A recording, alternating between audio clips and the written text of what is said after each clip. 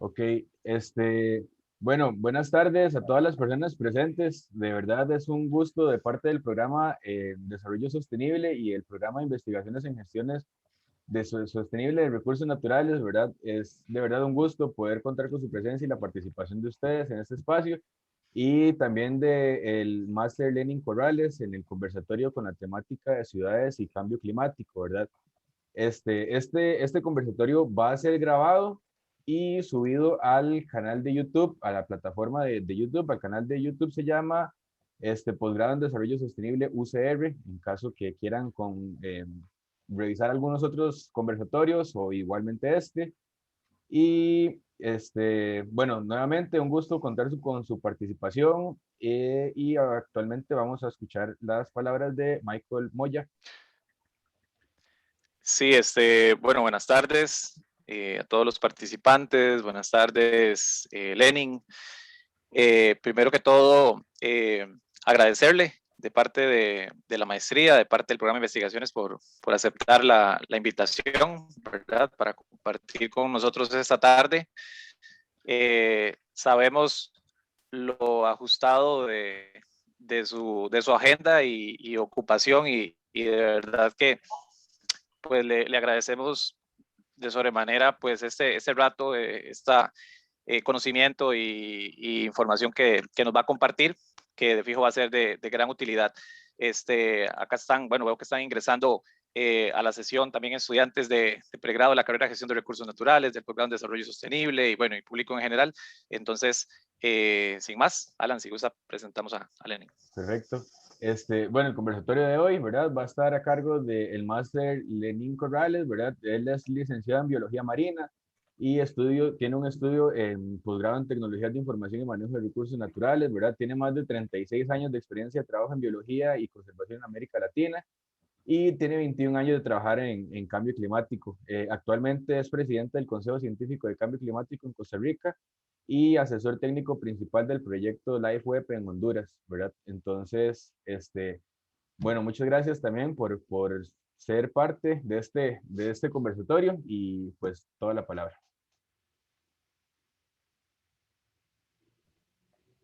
Bueno, muchas gracias. Se me ha estado cortando la transmisión y me desaparezco por ratos. Estoy a muchos kilómetros de Costa Rica, no estoy en Costa Rica, entonces justamente le comenté a Enzo que esperaba que no me fallara el internet entre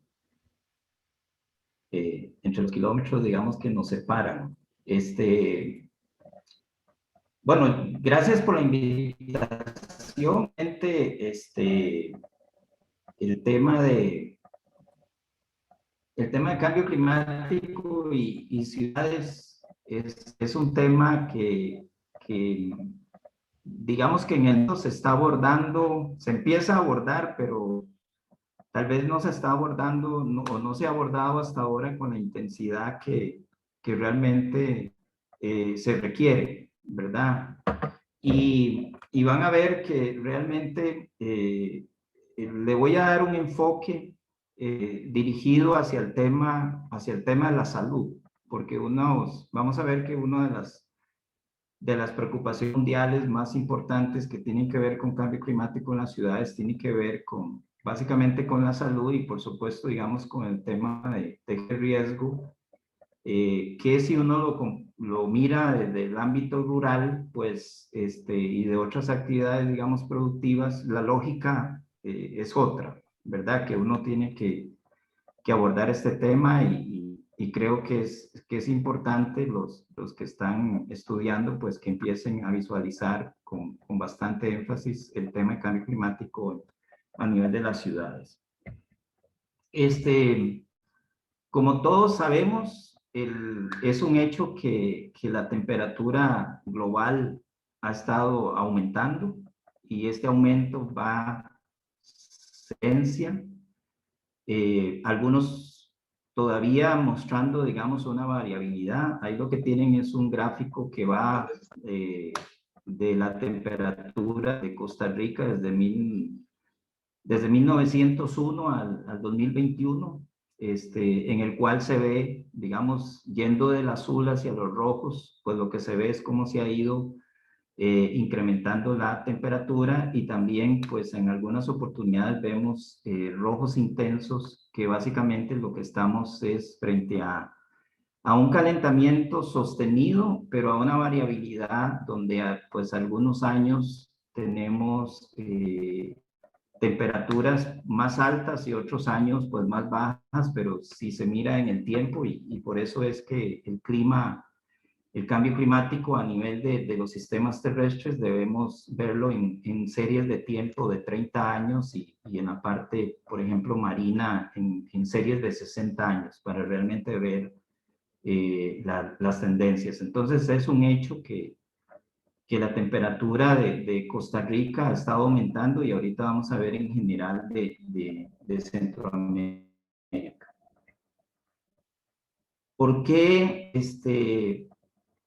¿por qué el tema de ciudades? ¿Verdad? El 60% de la población mundial vivirá en zonas urbanas, y tal vez aquí debemos cambiar un poco el concepto de ciudad, digamos, a un concepto de zonas urbanas, y viendo la zona urbana en toda la dimensionalidad que puede haber, ¿verdad? Desde grandes metrópolis o digamos zonas urbanas en ciudades intermedias o en ciudades pequeñas. Entonces, en el 2030 se espera que 6 de cada 10 habitantes de la Tierra estén viviendo, digamos, en ciudades.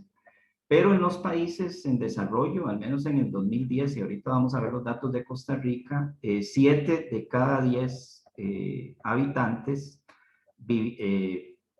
vivimos, digamos, en poblaciones urbanas, ¿verdad? Entonces es importante ver que realmente en países como Costa Rica, básicamente nosotros llevamos una tendencia urbana, y ahí es donde el tema de cambio climático se vuelve sumamente importante. El otro tema es que sabemos que el 80% de la riqueza mundial se genera en las ciudades, y esto está asociado a justamente a que las ciudades contribuyen con alrededor del 60 al 80% de las emisiones mundiales de los gases de efecto invernadero.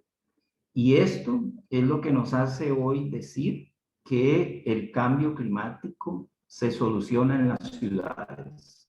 Las ciudades son realmente los lugares donde debemos dar respuestas al tema de las emisiones, y con ello, digamos, del calentamiento global. Entonces, la gran apuesta debe estar en todo lo que debemos hacer realmente en las ciudades para reducir las emisiones, porque realmente es donde estamos, digamos, calentando, o donde se está originando, digamos, el calentamiento provocado por el hombre. Si miramos cómo hemos ido evolucionando en Costa Rica, ahí podemos ver que en 1966, más o menos 4 de cada 10 costarricenses vivíamos en zonas rurales. En 2016, 8 de cada 10 habitantes de Costa Rica vive en ambientes urbanos, y más o menos eso se ha mantenido, ¿verdad? Pero básicamente estamos hablando de que el 80% de la población de Costa Rica vive en ambientes urbanos, por lo cual, si nosotros miramos el tema de cambio climático desde la perspectiva de los habitantes, tenemos que mirar con detenimiento la importancia que tiene esa relación entre la gente y los efectos que estamos viendo por el calentamiento, y en el futuro los efectos que vamos a ver por el cambio climático.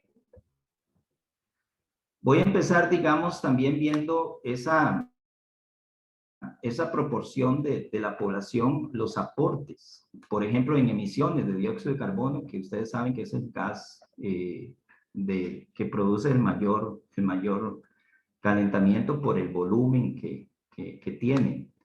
Si nosotros miramos desde el 1990 al 2019 las emisiones en Costa Rica, pasamos de 2.5 millones de toneladas al año, actualmente, por lo menos en el 2019, a cerca de 9.5 millones de toneladas de dióxido de carbono al año.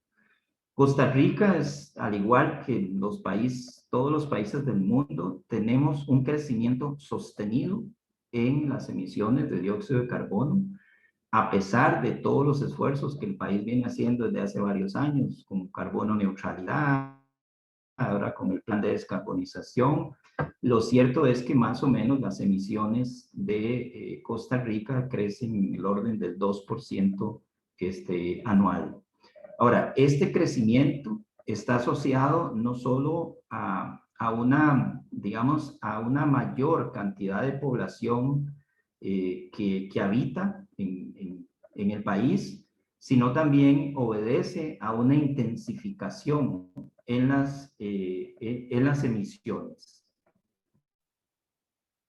Un dato interesante es que si nosotros miramos las emisiones de Costa Rica en 2019, que es el último dato que manejamos de una de las bases de datos mundiales que se utiliza para analizar este tipo de datos, todas las emisiones de Costa Rica apenas representan el 0,02% de las emisiones globales. ¿Qué significa esto? Que Costa Rica puede alcanzar la neutralidad, puede tener todos los planes de descarbonización que quiera, pero que realmente no va a producir ningún cambio, digamos, en términos, digamos, de las emisiones globales. Pero ahora vamos a ver que todo lo que hagamos en reducción de emisiones va a tener una importancia muy grande a nivel de cobeneficio, ¿verdad? Entonces, todo el esfuerzo que hace el país realmente en reducción de las emisiones de dióxido de carbono, en realidad vamos a ver que los beneficios van a estar sobre lo que hoy se conoce, digamos, en cambio climático como los cobeneficios. Entonces, no tanto en el aporte que le están dando, digamos, a los cambios que puede provocar en el clima, sino en los beneficios que podemos tener de una atmósfera, digamos, más limpia en términos, digamos, de emisiones en el contexto global. Ahora, ¿qué es lo que está pasando? Lo que ha venido pasando, les decía, no solo es que desde los años 90 hay un aumento, digamos, un aumento de la población y entonces eso va contribuyendo, sino también que cada uno de nosotros cada vez se ha intensificado, digamos, las emisiones, ¿verdad? Entonces, una persona en 1990 producía 0.94 toneladas por habitante por año, y hoy un habitante de Costa Rica emite 1.8. Entonces vea que básicamente el habitante, ¿verdad? Porque esto es datos per cápita, ha duplicado las emisiones. Entonces, uno de los problemas que estamos teniendo no solo es que el aumento de población hace que emitamos más como población en su conjunto, sino que cada uno de nosotros cada vez intensificamos más las emisiones, ¿verdad? Y eso tiene que ver básicamente con nuestro comportamiento en la ciudad, ¿verdad? Entonces, hoy es común pues ver, por ejemplo, esa fotografía, ¿verdad? Con el principal, digamos, aportador de emisiones de dióxido de carbono, que es el sistema de transporte en Costa Rica. Entonces, es importante, digamos, aquí tener una conciencia y la primera lectura es, producimos muchísimo más dióxido de carbono que una persona hace 20 o si lo comparamos con hace 30 o 40 años, pues estábamos en el orden del 0.4, 0.5 toneladas de habitante. Entonces, una de las cosas que hay que producir a nivel de las ciudades es justamente el comportamiento con relación a cuánto contribuimos cada uno. Ahora, eso tiene que ver, y como les decía, la principal fuente de emisiones en el caso de Costa Rica es el sistema de transporte. Entonces, el sistema de transporte es básicamente, si queremos realmente reducir emisiones, lo que tiene que atacar con muchísima intensidad. Por ejemplo, vean que algunos datos relevantes. Nosotros somos el tercer país en Latinoamérica con más autos por cada 100,000 habitantes. Solo nos supera México y Argentina, ¿verdad?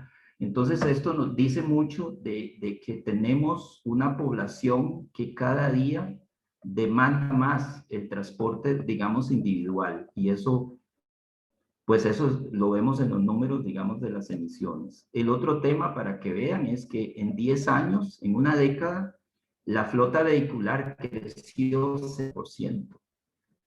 Y otro problema que tenemos es que el parque automotor del país ronda los 16 años. Entonces nos estamos, además de que nos movemos individualmente, de que todos nos queremos mover solitos, ¿verdad? En lugar de movernos colectivamente y veamos las inversiones que hace el país, las inversiones más grandes que hace el país, pues en este momento tienen que ver justamente con la creación de viaductos y carreteras para proveer el servicio a estos autos.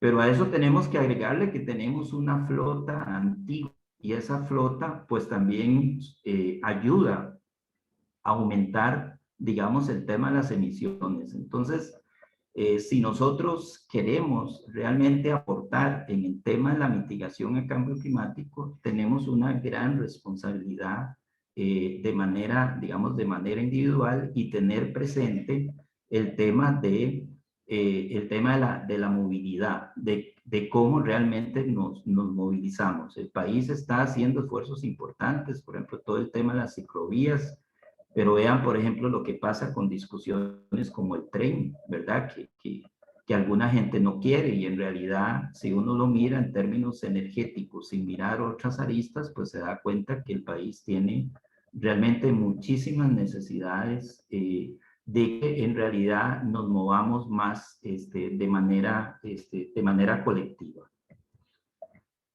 Ahora, ¿dónde vienen los cobeneficios? Cuando en Costa Rica se ha evaluado, y vamos a ver algunos datos, estos datos son del último informe sobre la salud ambiental, digamos, relacionada a calidad del aire. Costa Rica tiene una normativa que supera la normativa, digamos, recomendada por la Organización Mundial de la Salud. Entonces, ahí tienen dos gráficas, ¿verdad? La de la izquierda tiene que ver con partículas PM10, el tamaño PM10 y partículas 2.5. Y la línea en rojo son los límites de la OMS. Entonces, aquí pueden ver en los informes que han salido, y este es un proceso que lleva el país desde hace varios años, en el cual cada 2 años publica un informe sobre la calidad del aire. Algo importante que no, entonces es que el tema de reducción de emisiones, digamos, provenientes del transporte, desde la perspectiva de cambio climático uno diría, bueno, aporta poco, pero desde la perspectiva de salud, pues empezamos a ver que nuestras ciudades andan arriba, digamos, de los valores óptimos que recomienda la Organización Mundial de la Salud. Quizás ahora con la pandemia que andemos con mascarilla, pues la mascarilla pues también está produciendo un cobeneficio en relación, digamos, a la contaminación de la calidad del aire. Ahora, ¿por qué es importante este tema, la calidad del aire? Porque también en Costa Rica se han hecho estudios sobre el costo de la contaminación del aire. En unos estudios que se hicieron comparativamente entre 1900 y 2013, en Costa Rica se muere más gente por enfermedades asociadas a contaminación del aire por accidentes de tránsito. Y ustedes ven que en las noticias los accidentes de tránsito, que son importantes, digamos, de tomar en cuenta, siempre, digamos, son los que recalcamos, pero uno nunca ve los noticiarios hablando de cuánta gente se murió, digamos, asociada a la calidad del aire. Entonces, estos temas tienen que ver justamente con la forma en que nos comportamos en el tema de las emisiones. Y si vemos esas muertes en términos de pérdidas millonarias, En 2013, las pérdidas en millones de dólares asociados a muertes por contaminación del aire era en el orden de los 748 millones de dólares. Y vean el alboroto que se ha hecho por este préstamo del Fondo Verde para el tren eléctrico, que es de 250 millones de dólares. Entonces, cuando uno ve esas discusiones en el país y conoce estos datos, se da cuenta que el país pierde 3 más en muertes asociadas a contaminación del aire que lo que en esta etapa, digamos, costaría el tren. Entonces, si uno mira y es crítico sobre este tipo de proyectos que llegan al país, pues tiene que tener, digamos, temas como estos presentes, porque ahí es donde ve realmente los beneficios que tienen, que puede tener, digamos, ese tipo de proyectos, que aunque lo hacemos en nombre del cambio climático y la descarbonización, en realidad producen esos beneficios que necesitamos.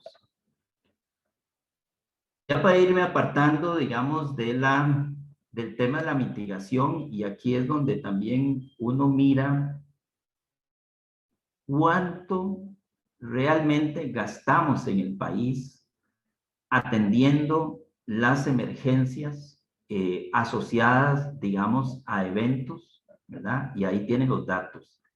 Entre 1998 y 2018, las pérdidas por lluvias intensas y sequías representaron el 73% de esa suma que está abajo y que cuesta leer, ¿verdad? De 4.000 millones de dólares que el país ha gastado, o sea, que el país ha perdido.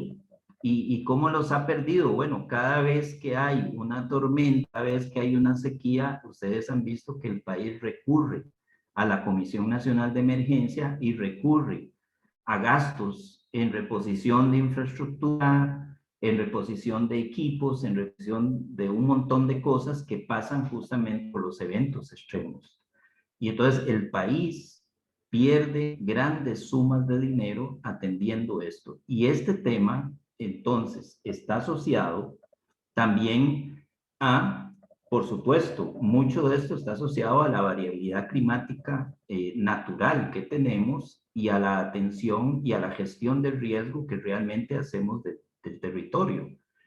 Pero es importante ver estos datos porque si miramos hacia los escenarios de cambio climático y vemos que es posible que se nos intensifiquen, por ejemplo, el tema de las sequías, se nos intensifiquen, el tema de las lluvias, entonces uno se plantea algunas preguntas y dice, si el país no se ha adaptado a la variabilidad natural del sistema climático, ¿verdad? Porque muchas de estas pérdidas en realidad son provocadas en su mayoría por la variabilidad natural del clima.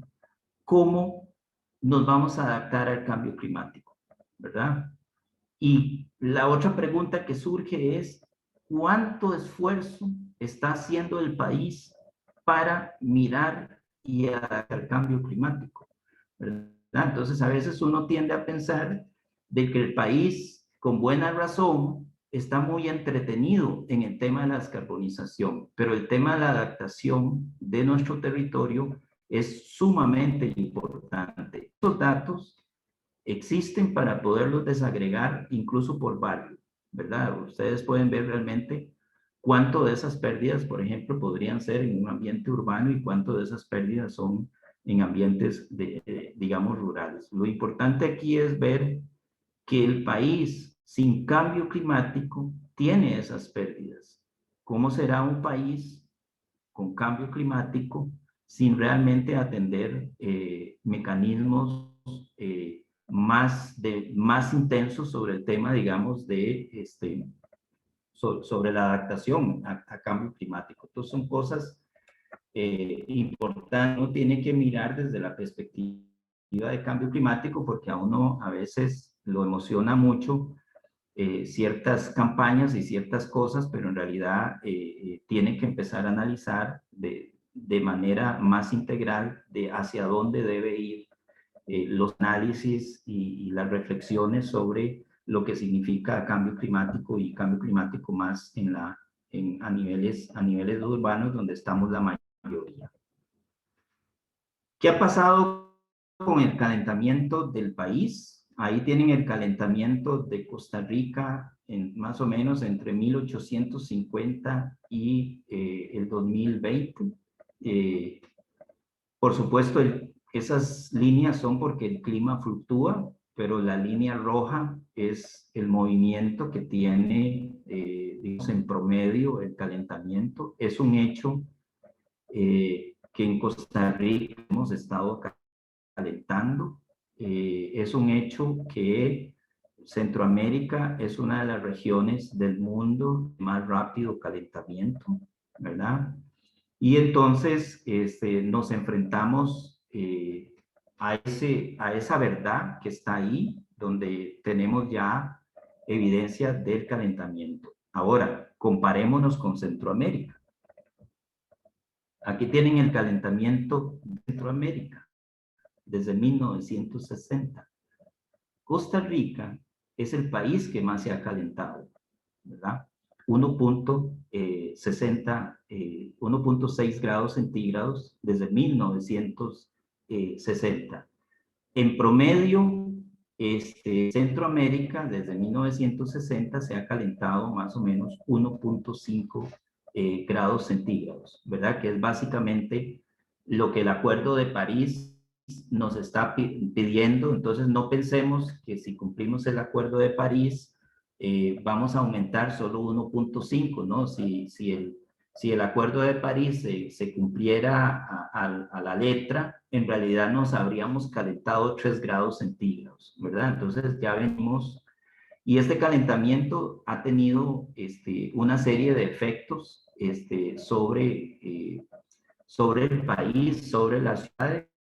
Ustedes han visto, por ejemplo, que ahora las lluvias son más cortas, pero más intensas, ¿verdad? Ese es uno de los comportamientos. De hecho, la tendencia que uno mira de calentamiento en los países es un calentamiento, digamos, sostenido, que se ve una tendencia. En el caso de la precipitación, todavía, por lo menos en los informes que existen y en los análisis que existen de la precipitación, todavía la presión tiene mucha incertidumbre. Sin embargo, en estudios que se han hecho en Centroamérica, más o menos desde 1960, sabemos de que está lloviendo lo mismo si lo vemos anualmente, solo que ha cambiado la intensidad de las lluvias y también ha cambiado el movimiento, digamos, de que en algunos lugares está lloviendo más que en otros, pero si uno mira el país en su conjunto, ve tendencias de que está lloviendo lo mismo. Sin embargo, probablemente estén saliendo nuevos datos pronto porque ya va a salir un nuevo informe sobre cambio climático, ya toca este año el AR6. Vemos las capitales. Hay una diferencia de calentamiento, ¿verdad? Tenemos que ver, cuando miramos el calentamiento de la ciudad, por ejemplo, ese mapita que tienen allá a la izquierda, es el distrito de Atillo, en el sur de San José. Entre más café, vean el mapa, es donde se está dando más, y donde está verde, básicamente es por donde están pasando el río María Aguilar y el río Tiribí, o sea que es donde hay más cobertura verde. Pero es interesante que cuando uno compara el calentamiento de las capitales de Centroamérica, vean que San José, por ejemplo, está en segundo lugar, ¿verdad? La ciudad que más se ha estado calentando es Managua, y la que menos tiene calentamiento, digamos, es Guatemala. Sin embargo, todas pasan, digamos, el grado centígrado desde los años 60. Y podemos ver, incluso en estas bases de datos de donde yo extraigo estos datos, podemos ver diferentes ciudades de Costa Rica y se puede ver cómo se han estado, digamos, calentando. Solo saqué los valores, digamos, en este caso para comparar las capitales y que vean, estamos en una situación realmente donde nos estamos calentando. Y es interesante ver que nos estemos calentando más que la ciudad de Panamá, que a veces uno tiende a pensar que es más, pues si está allá ve que es más cálida. ¿Qué significa que la hace caliente? Hay varios efectos. El primero, hay efectos de la contaminación. O sea, el calentamiento de la ciudad no permite que la contaminación salga. Y a esto digamos, cuando hemos visto, por ejemplo, cuando se dice medidas de adaptación, hay que arborizar la ciudad. Hay que tener mucho cuidado, porque si ustedes arborizan una ciudad y hay grandes edificios justamente en la avenida, y con el calentamiento de la ciudad, pues lo que van a provocar es que la contaminación de los vehículos no salga de ese ambiente y no se escape, y más bien produce una amplificación, digamos, de la contaminación. Entonces, las medidas de adaptación a nivel de ciudad, la arborización tiene su ciencia asociada también al tema de cómo se está calentando la ciudad. Por eso es importante estudiar esos mapas de temperatura superficial para ver cuál es la distribución de la temperatura y la relación, digamos, con las edificaciones que ahora vamos a ver más adelante. Otra amplificación que puede haber es las sequías, la falta de lluvia, el calentamiento de la ciudad produce microclimas. Estos microclimas pueden producir, aunque uno diga que en San José llueve tantos milímetros al año, pues ciertas partes puede ser que llueva más intensamente que en otras partes, y ahí es donde ustedes empiezan a ver por qué, asociado a la infraestructura de los años 50, los años 40, que la ciudad se empieza a inundar, como pasa a veces con la avenida Segunda, digamos, en San José y el barrio Chino. Se incrementa el nivel de ozono en el suelo, ¿verdad? El calentamiento de la ciudad produce un efecto ahí que no sale lo que realmente estamos produciendo en la superficie. Amplifica las partículas en suspensión, ¿verdad? Esa sombrilla, digamos, que se podría provocar. Y el tema de las enfermedades respiratorias, que ya con estudios que se han hecho por parte del Banco Mundial, con los datos que les mostraba, pues hay evidencia con datos de que en Costa Rica hay gente que se muere a enfermedades asociadas al tema respiratorio. Entonces, tenemos que ver este tema de cambio climático no solo desde la perspectiva esa de contaminación y los cobeneficios sobre la salud, sino también qué tenemos que ir haciendo en la ciudad para producir menor calentamiento, y donde ya queremos hacer medidas de adaptación, pues tenemos que estudiar un poco más si se puede arborizar o no se puede arborizar esa parte de la ciudad. Yo ahí insisto muchísimo, porque el tema del manejo del cambio climático en la ciudad no es simplemente una política de arboricemos la ciudad, porque estamos y tenemos la evidencia de que efectivamente la vegetación enfría la ciudad, pero hay que tenerle cuidado por estos efectos, digamos, de retención de contaminantes. Aquí quiero, digamos, revisar un poquito ese vínculo entre el cambio climático y la salud pública, porque también hay un tema cuando trabajamos el tema de cambio climático en la ciudad, porque todos los grupos de la ciudad no tenemos el mismo grado, digamos, de susceptibilidad relacionado con la salud pública. Entonces, si queremos trabajar en cambio climático en la ciudad, debemos empezar a poner atención a los grupos más vulnerables. ¿Y por qué el tema de salud pública es esencial? Porque recuerden que el principal objeto vivo de la ciudad son los habitantes, 8 de cada 10 en Costa Rica. Entonces, mucho del análisis de cambio climático está relacionado justamente con la salud pública, con el riesgo que tenemos los humanos para vivir. ¿Quiénes son los grupos más vulnerables al calentamiento de la ciudad? Los adultos mayores, los trabajadores a cielo abierto, los niños y las niñas, las mujeres embarazadas y la población pobre. Entonces, si nosotros analizamos, hacemos un análisis de vulnerabilidad al cambio climático de la ciudad, tenemos que hacerla en función justamente de las estructuras de edades. Y esto, y también del estado, digamos, de la población. Y esto a veces cuesta mucho. Nosotros hace unos 3 años que yo empecé a trabajar mucho sobre este tema en la ciudad. Uno de los grandes problemas que tenemos justamente es tener datos diferenciados, digamos, de esos grupos a niveles de territorios, ya por ejemplo, de cantones y ojalá, digamos, de barrios.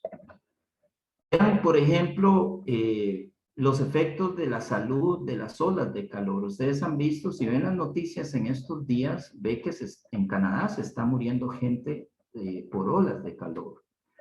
Cuando se ha analizado el tema de olas de calor y ya se está analizando sistemáticamente, o sea, ya existe un informe anual sobre, digamos, estos indicadores a nivel mundial, y lo que estamos viendo es, y ahí pueden ver la gráfica, cómo está aumentando la mortalidad por olas de calor, ¿verdad? Y yo estaba dándole seguimiento en este momento, digamos, a los datos que están saliendo de algunos países europeos y Canadá principalmente, y se ve realmente la gente que está muriendo. Y entonces uno de repente puede llegar y decir, bueno, pero ¿cuánta gente se muere en Costa Rica por olas de calor?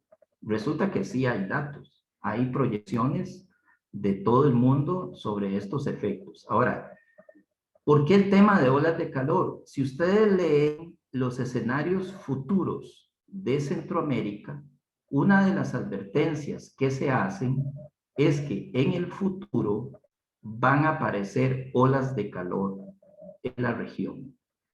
Y entonces, nosotros tenemos que a nivel de ciudad, que ir vigilando qué está pasando en otras ciudades del mundo, porque este es un tema que ya desde el 2000, desde hace, estamos 2021, desde la última publicación del informe del IPCC, la AR5, se advierte de que Centroamérica tiene que prepararse para el tema de olas de calor. ¿A quién ataca las olas de calor?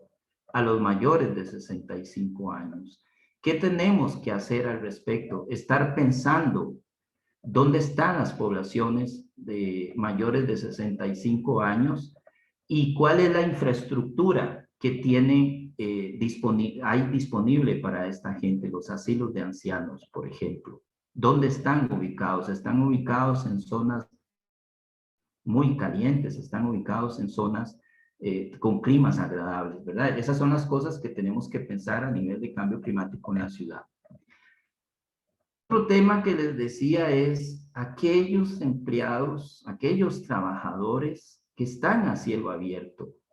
Y una de las cosas que se ha estado trabajando y se usa es los cambios en la capacidad laboral y el estrés térmico, ¿verdad? Entonces, si tenemos ciudades más calientes, vamos a tener más horas en las cuales el trabajador de la calle entra en estrés térmico, y entonces se está viendo cómo está cambiando la capacidad laboral de los trabajadores que están trabajando a cielo abierto. Y aquí estamos hablando de trabajadores de la construcción, estamos hablando de los vendedores de lotería, estamos hablando de los recolectores de la basura, ¿verdad? Podemos ver un montón de grupos de la sociedad que nos prestan servicios y que están expuestos, digamos, a esto. Entonces, es importante ver que el calentamiento de la ciudad conlleva también a esa disminución en la capacidad laboral.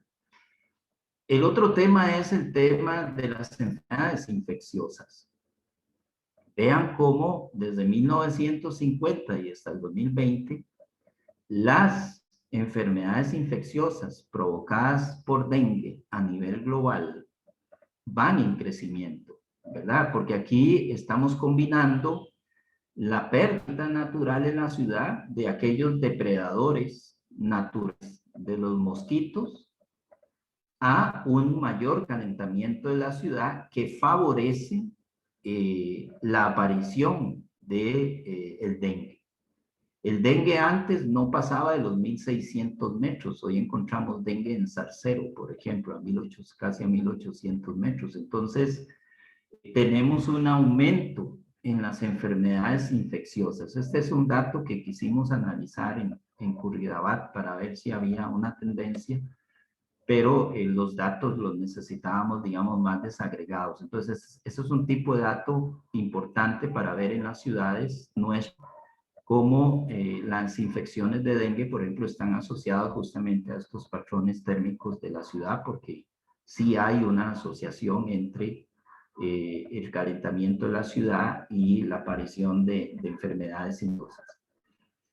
Ahora, estas cosas y una de las variables quizás más importantes entonces es cómo la ciudad se calienta, ¿verdad? Y aquí estamos hablando, en este caso, de lo que es la temperatura de la superficie de la ciudad. No estamos hablando de la temperatura ambiental, sino de esa temperatura que no nos permite caminar descalzos en una calle a las 12 del día o no nos permite subirnos a un techo descalzos o a veces podemos llegar y tocar una pared de un edificio y ver que es caliente, ¿verdad? Entonces, ese es uno de las variables que se estudian justamente en cambio climático en la ciudad, cómo la ciudad se calienta. Y así, por ejemplo, les voy a presentar, digamos, datos de Curridabat, que es uno de los primeros trabajos que hicimos en el 2018. Después seguimos trabajando hasta cubrir, digamos, toda la gran área metropolitana.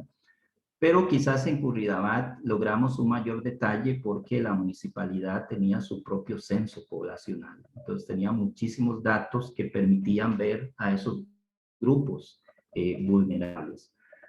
Pero para empezar a ver, vean, el mapa de la izquierda que tienen ahí es un índice de urbanización, o sea, lo que nos quiere decir es cuán intenso es la urbanización, ¿verdad? Entre más intenso es el color morado, quiere decir que hay mayor concentración de hormigón, ¿verdad? Mayor concentración, digamos, de edificios, de casas, de techos, ¿verdad? Y a la izquierda lo que pueden ver es el mapa de temperatura superficial. Entonces pueden ver que donde yo tengo mayor urbanización, o sea, mayor cantidad de hormigón, es donde están las temperaturas más altas, en este caso del cantón.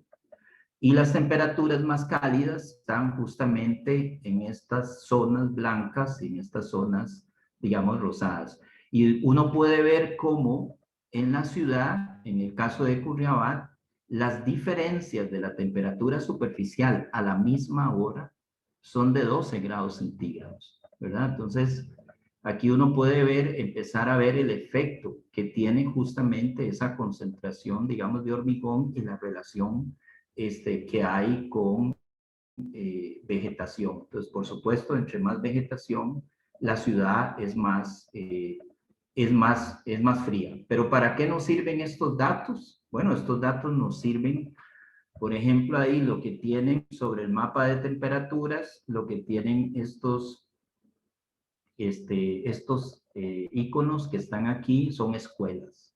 Entonces, esto nos permitió ver, por ejemplo, los rangos de variación de la temperatura de las escuelas, ¿verdad? Entonces, todavía hay hipótesis y hay algunas publicaciones de África, por ejemplo, que hablan de que la temperatura de que aumentos en la temperatura en las escuelas produce problemas de aprendizaje, ¿verdad? Entonces uno puede leer los artículos y todos los artículos lo que nos hablan es de hipótesis, pero si uno se pone a pensar, realmente si uno se mete a un lugar y ese lugar está caliente y cada vez se calienta más y llega a las 12 del día y es súper caliente, yo creo que efectivamente produce problemas de que uno no quiere trabajar, o no quiere estudiar, o no quiere leer, ¿verdad? Entonces, una de las cosas importantes aquí es qué tenemos que hacer con la infraestructura. Y ahora les voy a enseñar una foto de una escuela donde realmente nos plantea reflexiones sobre hacia dónde tenemos, no solo, por un lado, cómo analizamos el tema del cambio climático en la ciudad, el calentamiento de la ciudad, sino también cómo le damos respuestas a esos problemas, digamos, que estamos empezando. Vea que la mayoría de escuelas en Curridabat, que está asociado a la densificación, o sea, la densidad de habitantes, pues está justamente en los lugares más calientes. Y aquí pueden ver la relación entre la temperatura superficial y la vegetación remanente que hay en la ciudad, porque ustedes saben que Curridabat es un cantón básicamente casi urbanizado, con todavía algunas áreas cafetales y otras áreas que quedan, pero aquí se ve realmente una relación directa en el cual donde yo tengo mayor cantidad de edificaciones, tengo las temperaturas más altas, y donde tengo vegetación, tengo las temperaturas más frías.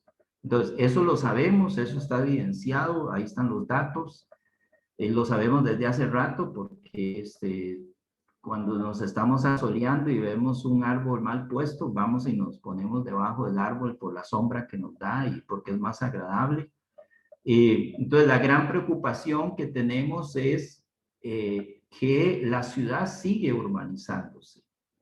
Entonces, imagínense en este caso un cantón que todavía le falta urbanizarse y que ya es un cantón que tiene incrementos de temperatura importante superficial.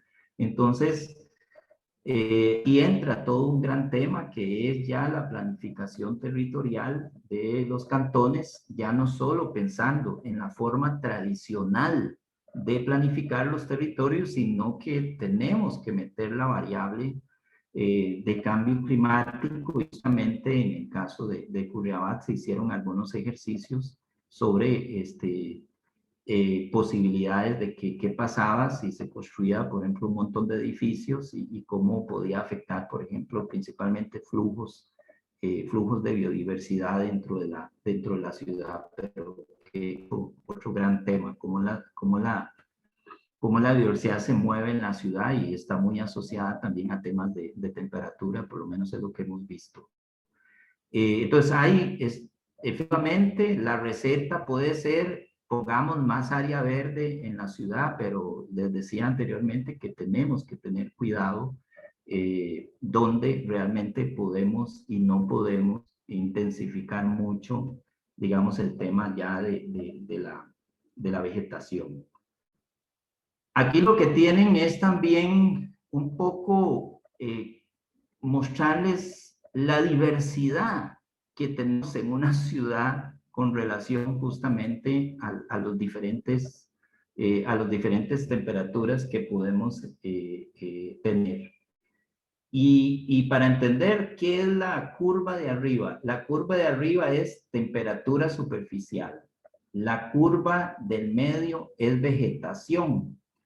Y la curva de abajo es construcción, ¿verdad? Hormigón. Entonces, aquí pueden ver, ahora, ¿qué es esto? Este es un corte que le hicimos al río María Aguilar.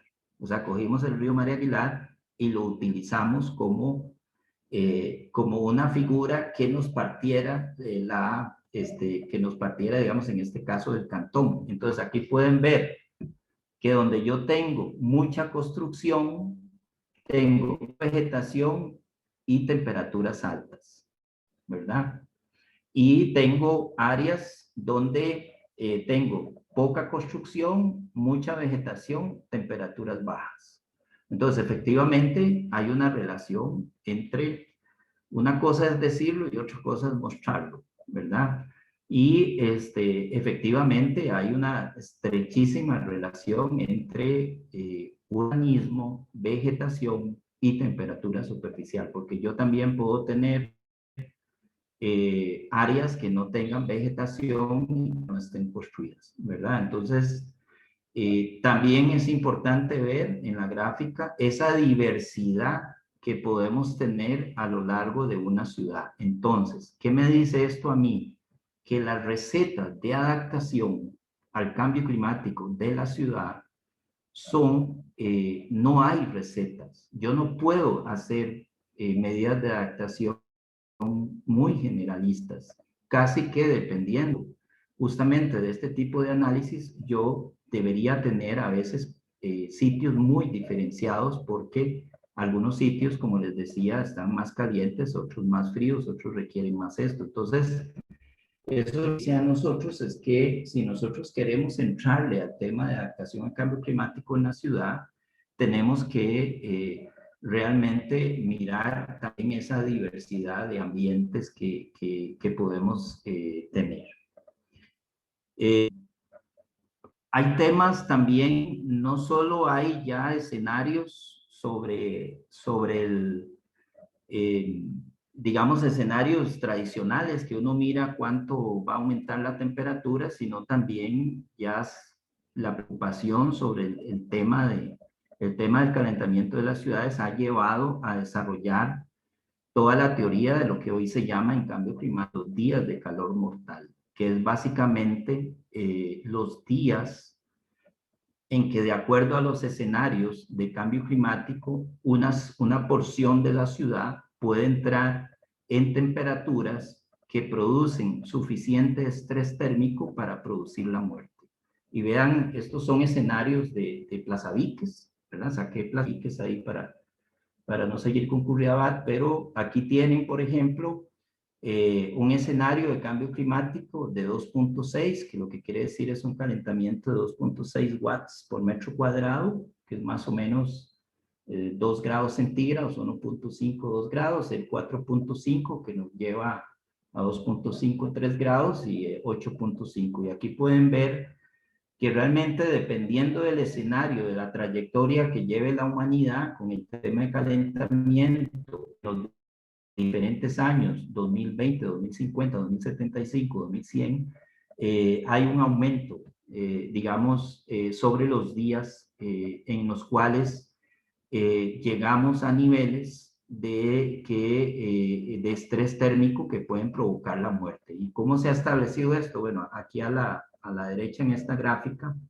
lo que tienen son estudios que se han hecho sobre mortalidad basada en mortalidad dependiendo de estrés térmico que se ha hecho a nivel mundial y se han establecido rangos de temperatura y con base en esos rangos y los escenarios pues se ha calculado más o menos qué número de días al año, por ejemplo Plaza Víquez, bajo un escenario de 4.5, un calentamiento de 2.5 grados, podría tener en 2050 136 días que produzcan estrés térmico que atacaría a los grupos vulnerables. Y esto de la vulnerabilidad pues va a depender, digamos, de la acción que tengamos, ¿verdad? Pero es importante ver de que hay temas como estos que son esenciales, digamos, de estudiar a nivel de la ciudad para entonces tomar medidas.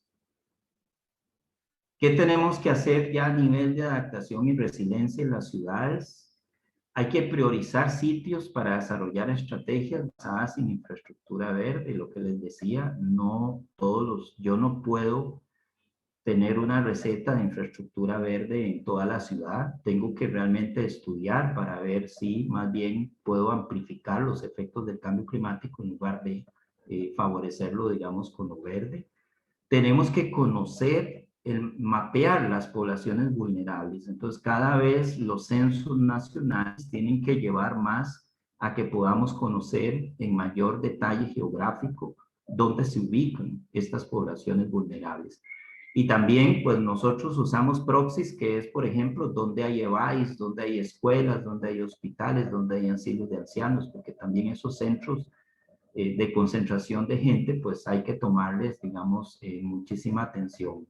Hay que proponer soluciones de ingeniería simples. Yo creo que uno de los efectos positivos de la pandemia, que por lo menos yo estoy aprendiendo y discutiendo con unos colegas de la parte de ingeniería y arquitectura, es que la pandemia nos ha dicho, nos está enseñando que los recintos que tenemos, como las escuelas, las clínicas, ¿verdad? O los lugares donde trabajamos, no están suficientemente ventilados. O sea, tenemos baños arquitectónicos donde prácticamente estamos encerrados con un aire acondicionado prendido. Y la pandemia nos está enseñando, creo yo, si no aprendemos de la pandemia, que a partir de ahora nuestros espacios, nuestras casas tienen que ser más abiertas porque vendrán más pandemias, pues resulta que es justamente lo que ocupamos en cambio climático. Las edificaciones del futuro tienen que realmente ser más ventiladas, permitir y usar materiales que no calienten tanto las edificaciones. Entonces, mucho de la adaptación a cambio climático en las ciudades está pasando por la ingeniería, por la arquitectura, ¿verdad? Hay producción de nuevos materiales, de nuevos asfaltos y un montón de concretos y cosas que se están trabajando en el mundo y hay guías sobre, digamos, qué es lo que deberíamos de usar para el calentamiento. Y estudiar realmente dónde está la gente pobre, ¿verdad? Cuando uno va a unos barrios de San José, estos barrios que además de que están densamente poblados, son barrios donde las construcciones son de lata, ¿verdad? Pues ahí las temperaturas, y esto lo estuvimos midiendo en algunos barrios pobres del sur de San José, y se ve realmente que además esa forma de vivir de la gente en las ciudades amplifica los efectos de ese calentamiento de la ciudad. Por lo consiguiente, el tema de vivienda, el tema de acceso a la vivienda y de cómo se construye esa vivienda es un tema esencial, primordial en el ataque, en la adaptación al cambio climático. No podemos adaptarnos al cambio climático en las ciudades si no atendemos estas cosas que venimos arrastrando desde hace rato.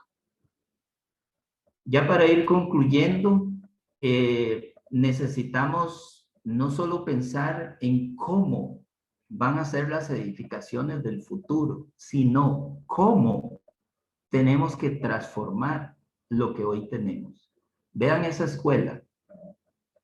Esa escuela es una trampa térmica a futuro. Entonces, si la ciudad cada vez se está calentando y más bien tenemos a las escuelas encerradas o a los colegios o las mismas universidades, ¿verdad? Entonces, ojo que en el tema climático siempre advertimos mucho de que a veces estamos tendiendo a pensar en el futuro, pero lo que tenemos que pensar es cómo adaptamos lo actual y cómo construimos, digamos, hacia el futuro. Por este elemento esencial que les digo que la adaptación al cambio climático en la ciudad pasa muchísimo por la ingeniería de los materiales, pasa mucho por la nueva, tiene que haber una revolución en el tema de la arquitectura y está habiendo sobre las nuevas construcciones basadas en estas formas en que la ciudad se está calentando. Y siempre tenemos que aprovechar la oportunidad para sensibilizar a esas generaciones que finalmente son los transformadores sociales, digamos, del futuro. Entonces, probablemente una de las cosas esenciales que tenemos que hacer es ya empezar a trabajar mucho la sensibilización de estas generaciones que ya vienen detrás de nosotros y que les va a tocar vivir en una ciudad cada vez, digamos, más calientes. Entonces, además de permitir que los niños jueguen con tablet, tenemos que enseñarles también a ver y diferenciar de que la ciudad se está calentando y una de las formas de hacerlo es justamente como muestra la fotografía, con instrumentos sencillos. Se le puede mostrar a la población en general cómo está cambiando la ciudad sin pensar que tenemos que tener estaciones meteorológicas. Hay que sensibilizar muchísimo a la población porque la población de la ciudad realmente va creo que va a empezar a tener problemas grandes con cada vez ciudades más calientes y que no estemos, digamos, transformando como debemos hacerlo.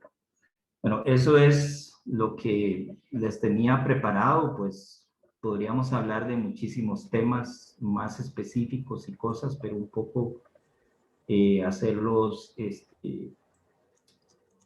transmitirles un poco la experiencia también de trabajo en estas áreas de la ciudad y que realmente a nivel global se está empezando a trabajar, pero necesitamos muchos jóvenes, mucha gente entrando en este mundo de la adaptación a cambio climático en las desde una perspectiva bien científica. Entonces, muchas gracias por la paciencia y la atención. Listo, muchas gracias, don Lenin. De verdad que, como dice usted, es una cosa hablarlo y otra cosa es verlo en gráficos, ¿verdad? Ya verlo a escala regional y, por ejemplo, el estudio que usted menciona en Curridabat también es interesante. Una consulta rapidísima. Ese estudio sobre la temperatura superficial en Curridabat, ¿cuál fue la metodología para establecerlo? O sea, ¿se utilizó imágenes satelitales o ellos tenían algún tipo de información meteorológica o algo por el estilo? No, en este momento hay diferentes fuentes de datos, ¿verdad? Para ver la temperatura superficial de la Tierra. El Landsat, por ejemplo, tiene un sensor, digamos, especializado en ese tema. Sin embargo, la Agencia Espacial Europea produce hoy día datos diarios. Sin embargo, hay mucha disponibilidad de datos, pero no, vamos a ver, hay muchos datos produciéndose, pero no todos los datos están disponibles como podría estar, digamos, una imagen en Landsat, ¿verdad? Con el sensor térmico. ¿Por qué? En el caso de Curridabat, utilizamos Landsat, básicamente por un tema de series de tiempo, ¿verdad? Porque, por ejemplo, en la Agencia Espacial Europea hay datos, como te digo, diarios, pero no tienen series de tiempo porque ustedes saben que algunos satélites digamos, estos satélites de la generación de Sentinel son relativamente recientes. Estamos hablando de 6, 7 años. Y algunos productos que hoy están saliendo no están disponibles al público, excepto para investigación, por razones de que son todavía sistemas, digamos, datos de prueba, ¿verdad? Entonces, lo que se usa habitualmente y usamos nosotros, por lo menos en el caso de Curridabat, fue Landsat. Y los datos que se usan son los datos promedio de 6 años consecutivos, analizando solo los días más calientes del año en la ciudad, ¿verdad? Entonces, en un informe que está publicado ahí en la web, está la metodología. Pero digamos, básicamente, como empezamos en el 2018 con ese tema, después nos fuimos metiendo con el tema de la Agencia Espacial Europea, pero el problema siempre es, digamos, siempre es no. En este momento, ustedes saben que muchos datos tienen que ver que son muy jóvenes, o sea, no tenemos suficientes series de tiempo, ¿verdad? Entonces, de ahí vienen, digamos, en el caso de Curridabat, de ahí vienen los datos. Listo, buenísimo, muchas gracias. Pero hoy día, bueno, las últimas cosas que hice, los hice ya con datos de pistolas térmicas, ¿verdad? Juntando datos de pistolas térmicas, como el que vieron ahí en la fotografía, que cuestan $16 y que miden bien la temperatura superficial y que puedes hacer muestreos, ¿verdad? Claro, buenísimo. Bueno, hay 3 personas hicieron comentarios en el chat. No sé si Adrián Ruiz está por ahí, por si quiere hacerla usted directamente o la leo yo del chat. don Bueno, Adrián. aquí me encuentro, muchas gracias. Ok. Lenin, siempre un gusto escucharlo, ¿verdad? Y les agradezco mucho el espacio. Me gustaría, ya me contestó sobre la marcha, me precipité un poco y en el entusiasmo no dejé que avanzara tanto en la presentación. Y entonces, en síntesis, ¿qué más podemos ir haciendo? Porque definitivamente es un problema de vulnerabilidad social. Entonces, lo que me preocupaba a nivel país era la dependencia que vamos a tener en las zonas urbanas y ciudades respecto a la importación de recursos del campo a la ciudad, por así decirlo, ¿verdad? Y cómo eso puede repercutir en acrecentar algunas desigualdades y aglomeraciones de recursos, ¿verdad? Porque en el país nos hemos enfocado, ya lo dijo usted muy bien, en temas de mitigación y descarbonización, pero poco en resiliencia y adaptación. Entonces me preocupa, digamos, por así decirlo, esa adaptación social que hay que tener en torno a los recursos y a la dependencia que de las ciudades vamos a tener respecto a los espacios no tan urbanizados y productivos, rurales, por así decirlo. Muchas gracias. Ok, sí, vean, es que, digamos, habitualmente uno dice, bueno, la adaptación es, la mitigación es un tema global, la adaptación es un tema local. Pero como país, realmente uno tiene que mirar, tendría el país, si quisiera, digamos, entrarle bien al tema de adaptación, tiene que ir, digamos, de lo nacional hacia más, hacia lo local. ¿Por qué? Porque en el pasado nosotros publicamos varias cosas relacionadas, por ejemplo, con escenarios de cambio climático, por ejemplo, sobre cambios en ciertos productos agrícolas. Por ejemplo, caña, granos básicos, café, ¿verdad? Entonces, lo que uno observa, y hay algunos trabajos hechos, por ejemplo, es la redistribución que hay, por ejemplo, en el tema de granos básicos, y la redistribución que hay, por ejemplo, en climas óptimos para producción de caña, ¿verdad? Entonces, por eso es que ustedes están viendo que ahora en la zona norte empiezan a haber cada vez cultivos que antes no existían, y eso obedece un poco a dinámicas, digamos, de este tipo. Y entonces el país debería tener contextos de ese tipo. ¿Por qué? Porque nosotros veíamos y una vez discutíamos ahí tomando café en el laboratorio que en la zona norte, me acuerdo que se perdía la posibilidad de producir granos básicos, pero esa posibilidad aumentaba en la zona sur, ¿verdad? Entonces, mientras que la caña, digamos, se favorecía hacia el norte. Entonces uno decía, bueno, la gente del norte que toda su vida ha hecho frijoles, ¿cómo será produciendo caña? ¿Verdad? Entonces uno empieza a ver, digamos, esos escenarios y entonces empieza a ver que probablemente la gente, eso produzca efectos sobre la migración de la gente. Otros trabajos que se hicieron, que también están publicados, tienen que ver con el café, con la expansión del café. El café va a lleva ya una tendencia a la invasión de áreas protegidas. ¿Por qué? Porque son los climas que le quedan disponibles. Lo mismo con la ganadería de leche, por ejemplo, ¿verdad? Entonces, podemos tener ya, entrando a ver en ese ámbito social, uno tendería a pensar, bueno, que cuando los capitales ya empiecen a chocar realmente con la conservación en áreas protegidas de altura, pues la gente va a tener que hacer otras cosas. Yo conozco casos porque una vez le ayudé a una estudiante en una tesis que ella analizó el tema del café en Tres Ríos y cómo se movilizaba, digamos, el café que todavía queda, digamos, en Tres Ríos.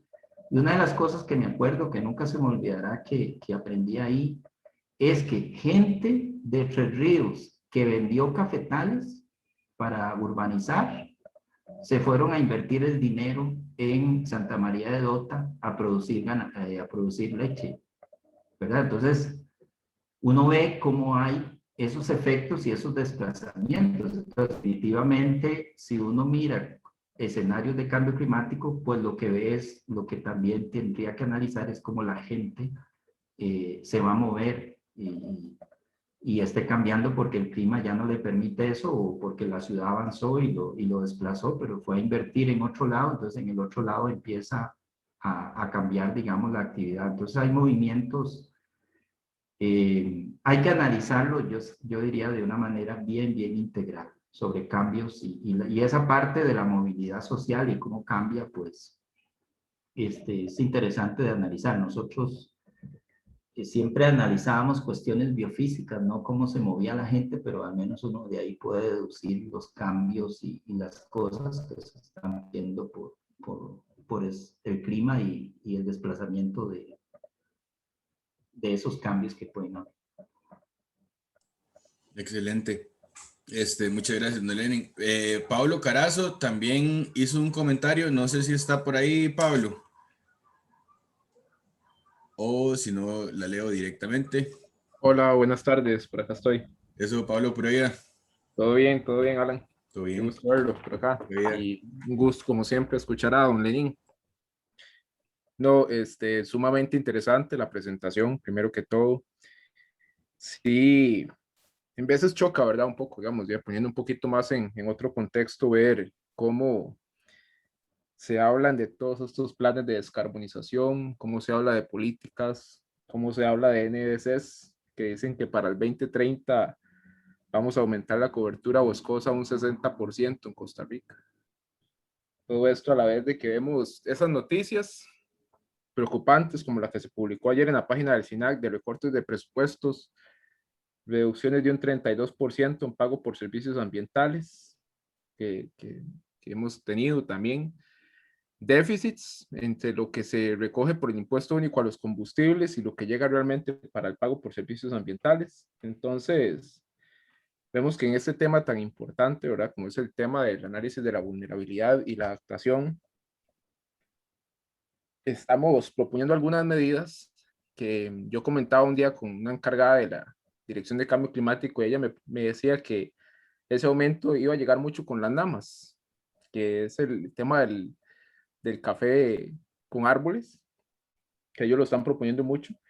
Y ahora que escucho a don Lenin decir eso, o sea, que poco a poco vemos cómo la actividad económica del café se va corriendo hacia lo que son las áreas protegidas, ¿verdad? Entonces, tenemos problemas estructurales sumamente serios donde está completamente discordante lo que está en el papel a lo que pasa en la realidad, ¿verdad? En el tema. Sé que quizá el enfoque de la charla es un poco distinto, pero al fin y al cabo va relacionado con el tema, ¿verdad? Eso sería mi intervención, más que todo eso, recalcar esa discordancia que existe en el país en materia de adaptación.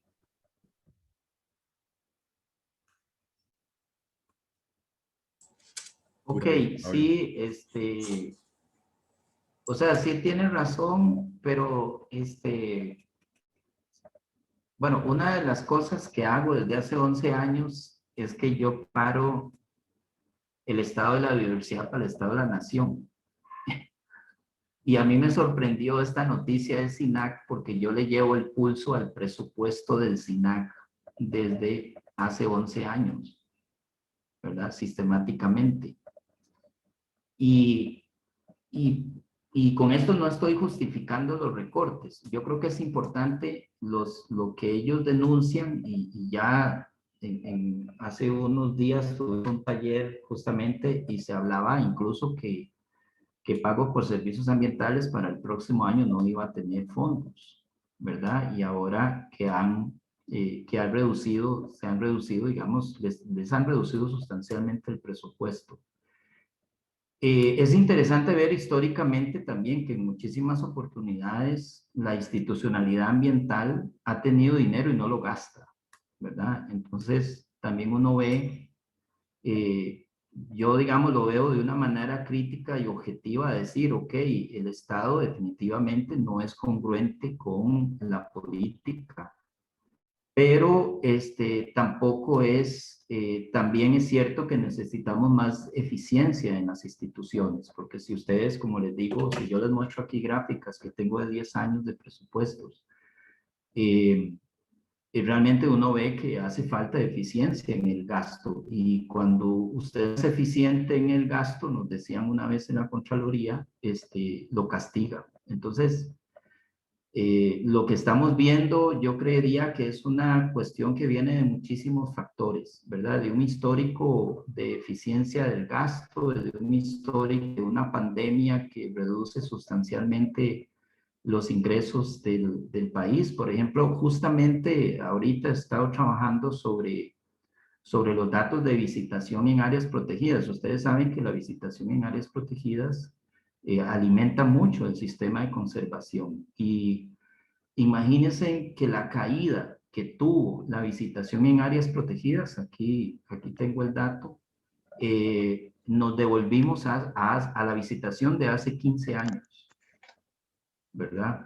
O sea, hemos tenido una pérdida enorme, entonces hay una pérdida presupuestaria producto también de la pandemia. Entonces, yo creo que ese bajonazo presupuestario diría que es multifactorial, ¿verdad? Es un tema de pandemia, es un tema de eficiencia, es un tema de que el Estado costarricense, también les puedo mostrar datos del presupuesto destinado a ambiente por el país. A veces uno ve las cifras, pero nosotros que manejamos ese dato en relación al Producto Interno Bruto del país, uno se da cuenta que el financiamiento hacia el tema ambiental en el país ha venido cayendo sustancialmente en términos, digamos, en términos de porcentaje del Producto Interno Bruto. Y es un día, si me invitan, les puedo mostrar gráficos del histórico. Entonces, es alarmante la situación de SINAC, pero les quiero decir que la tendencia histórica del Estado costarricense es cada vez a desfinanciar más el tema ambiental, y no solo de SINAC, en el contexto, digamos, del Ministerio del Ambiente, que tiene que ver, digamos, ustedes saben que el tema del ambiental del país no solo es SINAC, sino es otras tendencias como CONAGEVIO, y realmente es alarmante lo que hoy denuncia el SINAC, pero es alarmante ver que sistemáticamente el país, Costa Rica, cada vez financia menos el tema ambiental, y se les puedo demostrar con los presupuestos nacionales. O lo pueden ver, digamos, en los informes del Estado de la Nación. Ahí nosotros llevamos ese dato de la pérdida de ese financiamiento. Entonces, lo que estamos viendo no es, yo lo vi alarmante, pero ya uno ve que esa es la tendencia que lleva el país, y que la pandemia, pues, lo que ha estado haciendo es una estocada final a ese presupuesto relacionado con ambiente. Perfecto, muchas gracias. Michael Moya. Sí, lo mío, bueno, es una pregunta, don Lenny, muy concreta. En términos de investigación, ¿cuál sería, digamos, o cuáles temas usted nos propondría como prioritarios desde su experiencia, de su óptica, y desde también lo que necesita, digamos, el país, tomando en cuenta que aquí hay estudiantes de pregrado, estudiantes de posgrado, investigadores? Quisiera como conocer esa óptica suya. Sí, digamos, a estos niveles de la ciudad, yo diría,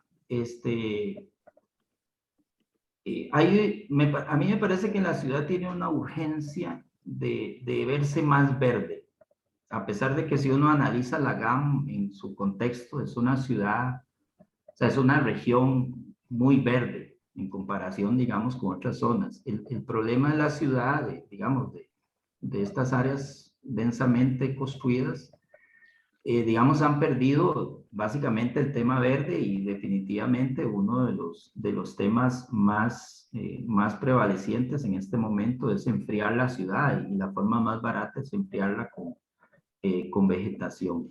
Entonces yo diría que una de las prioridades, y hay una efervescencia en reverdecer la ciudad. O sea, yo estoy viendo muchos grupos los corredores biológicos interurbanos, los proyectos de la cooperación internacional, hablando de ciudades verdes, hablando de ciudades, ¿verdad?